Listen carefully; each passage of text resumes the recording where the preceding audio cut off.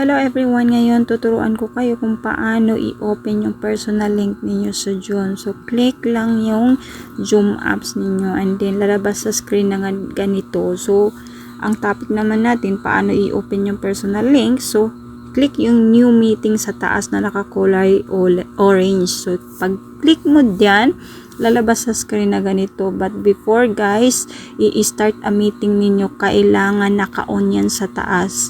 Naka-on yung video on at saka yung use personal meeting ID. Pag nakaganyan, close yan. So, kailangan i-open para magkulay green. Pag nakakulay green yan lahat, so ibig sabihin open.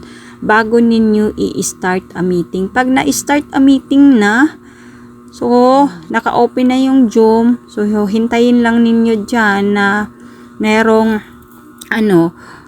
customer na papasok o participant na papasok, mag-view admit. So, merong admit dyan. So, i-click yung admit. So, pag na-admit na, ayan. So, makikita dyan sa participants kung sino yung pumasok sa Zoom ninyo. And then, guys, ganito lang ka-easy. I-follow lang po itong video. Maraming salamat!